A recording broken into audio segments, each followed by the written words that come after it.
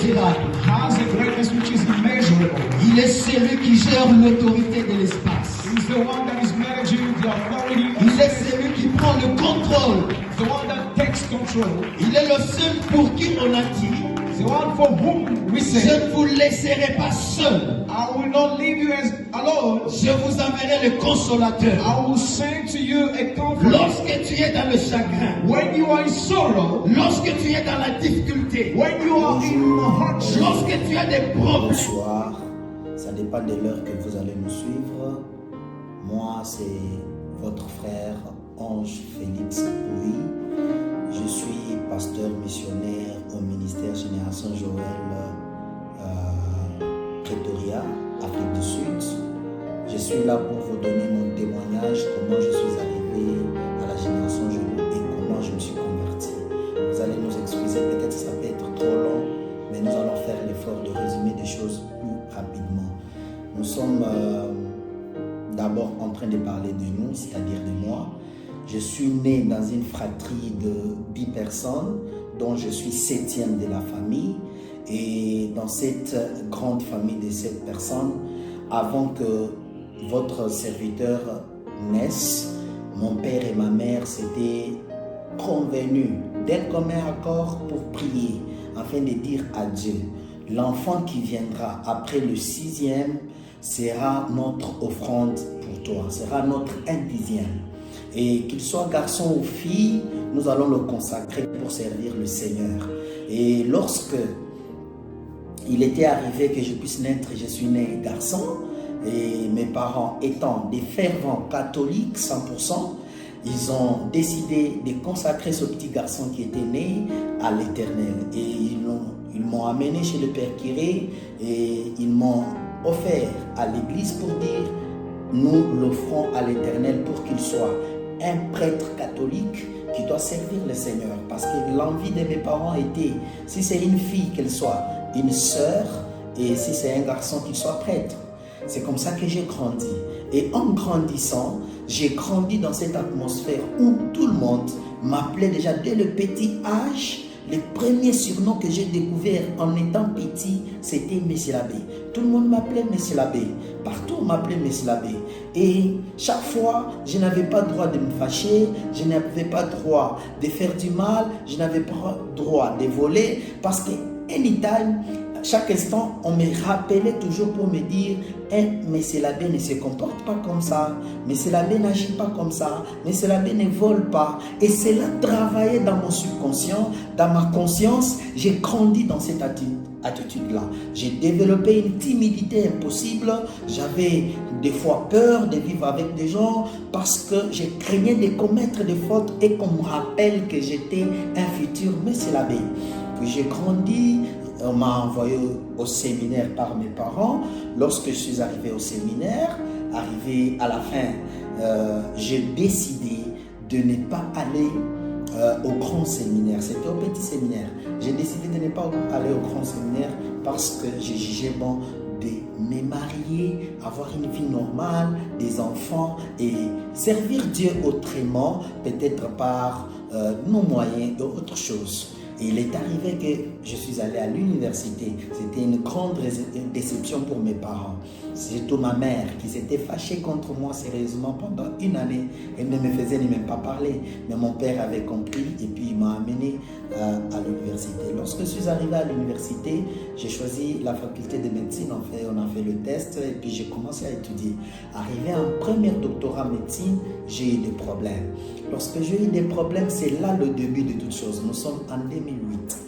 Lorsque j'ai eu des problèmes, je suis allé je devrais chercher une solution. Parce qu'il fallait chercher une solution, j'étais dans une famille. Lorsque j'étais dans une famille, on était en train de regarder une émission. C'était un certain jeudi sur la radio-télévision Djoua de Lubumbashi. Et lorsque j'arrive dans cette famille-là, à la fin de cette émission-là, il fallait qu'une autre émission commence. Cette émission-là s'appelle Divin Soleil. Lorsque le générique de cette émission a commencé, la maman de cette maison-là a crié fortement. Enlevez-moi ce programme-là, ce pasteur-là, il parle trop. Il critique ses amis pasteurs, il ne parle pas des bonnes choses. Comment est-ce qu'on peut les suivre? Vous me touchez. Ah, on a enlevé. Alors, ça a amené une curiosité chez moi. Je dis, comment expliquer qu'on peut refuser que le pasteur puisse parler? Bon, ok, il n'y a pas de problème. Et sur le campus, dans la chambre où j'ai logé, il y avait une petite télévision qui nous servait des informations et consorts.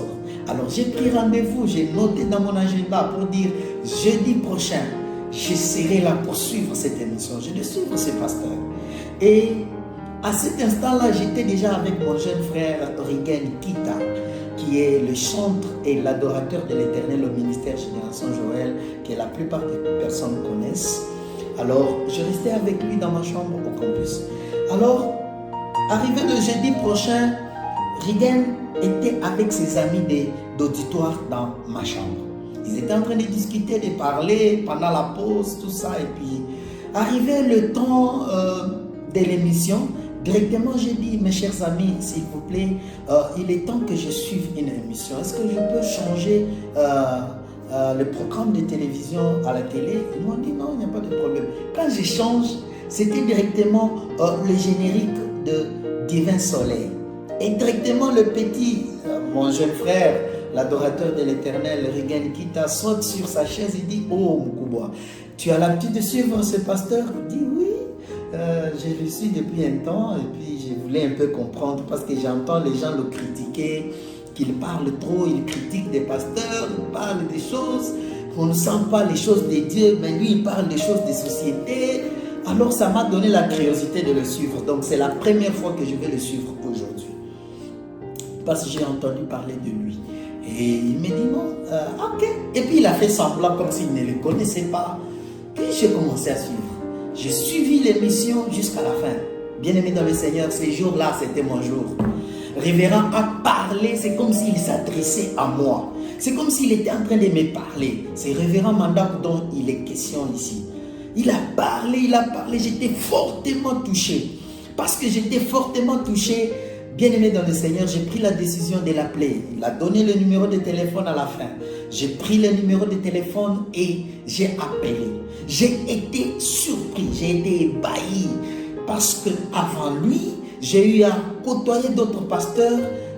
Donc pour voir le pasteur, c'était tout un problème. Quand tu appelles le numéro, c'est soit le secrétaire, le protocole, l'administration. Quand tu veux entrer en contact avec le pasteur, on refuse. Alors j'ai pensé que lui aussi c'est la même chose. Il donne seulement le numéro à la télé, mais quand tu vas appeler, c'est une autre personne qui va répondre au secrétaire, tout ça. J'ai été surpris, c'est lui-même qui a répondu au téléphone. J'ai reconnu la voix qui sortait à la télé. J'ai dit, waouh, c'est lui. Alors je lui dis, non papa, j'ai été touché par votre message d'aujourd'hui, j'ai besoin de vous voir. Qu'est-ce que je peux faire pour vous voir? Il me dit, c'est simple de me voir, viens juste au bureau, je reçois chaque mercredi et vendredi. Demain déjà, à partir de 10h juste je reçois, je vais te recevoir et puis on va parler. J'ai dit, merci beaucoup. L'adresse est où? Non, à Refina, Bel Air, Chaussée Kassenga, tu connais? Oui. Quand tu descends là-bas, tu vas voir à droite une maison en étage, c'est la seule maison en étage qui est là. Il a toujours eu cette habitude de dire ça. Et dès que tu es là, et puis on va parler. Et le lendemain, tout de suite après, c'est à ce moment-là que Rigen me dira que c'est lui, Révérend Récit Ngouimanda, le visionnaire des ministères Génération Joël. J'ai dit, waouh! Donc c'est lui, votre pasteur. Je dis oui, c'est lui notre pasteur. C'est là où j'étais toujours mon couple, retraite, c'est lui. Ah bon? Je dis non, en tout cas je suis touché, je suis intéressé par lui, il faut que je le voie et tout ça. Et bien aimé dans le Seigneur, le vendredi, je suis allé. Lorsque j'arrive dans son bureau, j'étais un peu en retard, il fallait respecter la liste de présence, donc selon l'ordre d'arrivée, et il m'a reçu, il était aux alentours de 14h. Et quand il me reçoit, bien aimé dans le Seigneur, c'était mon jour. J'ai commencé à parler avec lui. Papa, quand le papa Récite ouvre la bouche, je sens la sagesse, je sens l'intelligence. J'ai dit, waouh, quel homme. Est-ce que j'ai commencé à me poser des questions. Est-ce qu'il est homme normal ou bien il est extraterrestre? J'étais dépassé, j'étais surpris. Et ce jour-là, bien aimé dans le Seigneur, j'étais parti avec 2 questions. Parce que, pour une petite histoire, nous qui venons du séminaire, je considère que les pasteurs de réveil étaient des personnes qui n'étaient pas intelligents, qui n'étaient pas capables de me satisfaire, de réfléchir d'une manière intellectuelle. Mais ce jour-là, je rencontre un homme qui était extrêmement intelligent. Il était très intelligent. Je dis, waouh, quelle intelligence comme ça. Puis je devrais poser des questions. Je pose la première question, il me répond. Et à la première question et à la deuxième question qui devrait venir, bien aimé, j'étais perdu. J'ai commencé à dire comment il a su que j'avais la deuxième question. Je lui ai dit, ça c'était la deuxième question. Après, nous avons parlé, puis j'ai dit non, je prends la décision, je dois revenir pour venir faire ma cure d'âme, tout ça. Le mercredi prochain, je suis revenu encore et puis j'ai fait ma cure d'âme. Lorsque j'ai fait ma cure d'âme, bien aimé, je suis passé par la délivrance. C'est Révérend Mandambo qui m'a délivré. Et quand il me délivre, on a fait plus de 40 minutes. Il y avait un tapis rouge dans son bureau. C'est sur ce tapis rouge-là où je suis tombé, j'ai commencé à parler, j'ai commencé à rougir, tout ça. Et ces jours-là, les esprits sont partis. Beaucoup des esprits sont partis. Et puis après, j'ai commencé à fréquenter son bureau. Et je m'étais donné maintenant un rendez-vous. Chaque mercredi et chaque vendredi, moi je partais le voir pour l'entendre seulement parler. Puis je suis resté là, puis il y a eu la convention de Colosie. Il m'a invité d'aller assister à la convention de Colosie. Je suis allé à Colosie, arrivé à Colosie, j'ai assisté à la convention et on m'appelait toujours le frère de la vision parce que je n'avais pas de secteur, je n'avais pas de pasteur à part Papa Réussite Mandambo. Puis au retour de la grande convention en 2008, je pars au bureau le voir et puis il me dit non, Félix, il est temps maintenant que tu choisisses un secteur parce que tu ne peux pas seulement rester ici. Maintenant, tu es membre des Générations Joël, tu dois te choisir un secteur. C'est à ce moment-là, le seul secteur qui m'a fait un coup de foudre, c'était le secteur Bel Air où dirigeait Papa Michel Badi, que je salue en passant. Il a été d'un apport extraordinaire. Il m'a soutenu, il m'a aidé à devenir ce que je suis. En tout cas, c'est grâce à lui. Alors, nous avons commencé à fréquenter les Bel Air et puis je suis passé encore par une autre cure d'âme. Une autre cure d'âme et puis il a commencé à prier pour moi. Quelques temps après, avant d'ailleurs de rencontrer Papa Michel, c'était un culte où mon premier culte au Bel Air, c'était Rigen Kita qui m'avait invité dans un marathon de prière. Et dans son marathon de prière, c'était le prophète Eïté Grace Moussema qui était l'orateur du jour. Et Rigen me disait, viens d'abord vivre le prophétique. Lorsque je suis arrivé au Bel Air, j'étais épaté, j'étais perdu de voir un homme qui était capable de donner la généalogie de quelqu'un, la biographie de quelqu'un, l'adresse, les numéros de téléphone. Oh my God! Je me dis, c'est extraordinaire. Comment les hommes peuvent prophétiser comme ça? Non, c'est extraordinaire. Et puis, j'ai commencé à avoir le goût, j'ai demandé, on a donné le communiqué, non, le pasteur Michel reçoit mardi et vendredi. Oh, je me suis arrangé pour aller le rencontrer. Quand je l'ai rencontré, et puis on a parlé, j'ai trouvé encore un homme extraordinaire. Ça m'a donné l'ambiance de rester à la Génération Joël. Et j'ai décidé de rester à la Génération Joël. J'ai commencé à évoluer, arrivé en 2011, décembre 2011, j'étais en retraite de 21 jours. Et à l'époque, j'ai gêné beaucoup, j'ai prié beaucoup. Ça doit être décembre 2010 ou décembre 2011. Je peux me tromper des dates, mais c'est décembre. Un certain jour, j'étais en prière, j'étais sur mon lit sur le campus. Je vois une vision et dans laquelle je vois le pasteur Songo, que j'avais déjà rencontré, connu à la grande convention. J'ai vu comment il travaille et tout ça. Je le connaissais déjà, mais je n'avais aucun contact avec lui. Puis, du coup, j'ai dit à mon frère Rigen Kita, j'ai dit, écoute ce que j'ai vu Pasteur Songo dans la vision, on me dit que c'est lui mon père spirituel. Il m'a dit, oh mon bobo, le Pasteur Songo est arrivé hier à 18h, il est venu de Kinshasa, il est ici. Je peux te donner son numéro comme ça, tu l'appelles. Je J'ai dit, il n'y a pas de problème. Et puis, il me donne son numéro, je l'appelle. Je dis, papa, écoutez. Il me dit, non, je suis à Lubumbashi, tu peux venir au bureau du révérend Mandaku à 10h, je reçois. Et puis, je pars là-bas, comme toujours, comme si l'heure de 14h était une heure significative pour moi. Il me reçoit à 14h. Quand il me reçoit à 14h, il me dit, non, je suis convaincu aussi dans mon cœur que tu es mon fils. Et puis, je suis là pour un marathon de prière à Kamalondo. Si tu as le temps, rejoins-moi là-bas et puis on pourra voir ce qu'on peut faire. Puis je l'ai rejoint le soir, c'était ma première fois de découvrir le deuxième secteur qui était Kamalondo. Puis il a commencé à m'encadrer au téléphone depuis ce temps-là jusqu'en 2014. Arrivé en 2014, après la grande convention, je suis allé voir Papa Mandaku pour lui dire que j'avais maintenant finalement décidé d'aller à Kinshasa et rejoindre Pasteur Songo pour être missionnaire là-bas. Et révérend Mandaku, pour une petite histoire, lorsque j'ai eu des problèmes en premier doctorat, révérend Mandaku m'avait conseillé de quitter l'Inilou pour aller ailleurs.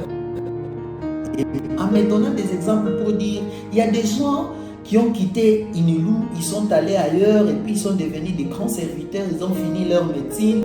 En l'occurrence, le pasteur qui est à Kisangani actuellement, à l'époque c'était apôtre Raoul, il est allé là-bas pour étudier, mais aujourd'hui c'est lui le missionnaire des générations Joël. Toi aussi tu es un missionnaire pour Joël, tu peux être quelque part. Mais je n'avais rien compris, j'étais encore nul. Maintenant, quand je pars en 2014 lui dire, et révérend sourit dans son bureau, il était dans son bureau, il a commencé à sourire pour dire, vous, pour entendre ainsi dit l'Éternel, vous aimez seulement quand il y a des terreurs, quand on terrorise là, quand on fait des terreurs là, c'est là où vous vous souhaitez. Mais quand on vous parle comme ça, calmement, vous ne voulez pas capter la pensée de Dieu. J'ai dit, papa, moi je ne savais pas que vous étiez en train de prophétiser. Il dit, c'est comme ça que moi je communique. Je ne dis pas que je prophétise, mais je te dis. Moi, c'est une bonne chose, même si tu es en retard. C'était un retard presque de 5 ans. Même si tu es en retard, tu peux aller. Tu as ma bénédiction. C'est comme ça que moi j'ai quitté le Lubumbashi pour Kinshasa, arrivé à Kinshasa. Et avant de quitter, je suis allé parler à mon pasteur Michel Badi. C'est lui qui m'a géré.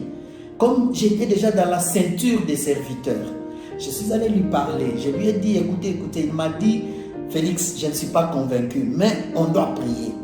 On doit prier. Et à l'époque, Papa Michel avait instauré un programme de prière chaque mercredi, de 9h à 19h au secteur Bel Air, des serviteurs. Donc toute la ceinture des serviteurs. On priait de 9h à 19h. Il dit, on va voir comme ça, on va prier le mercredi, voir la pensée de Dieu.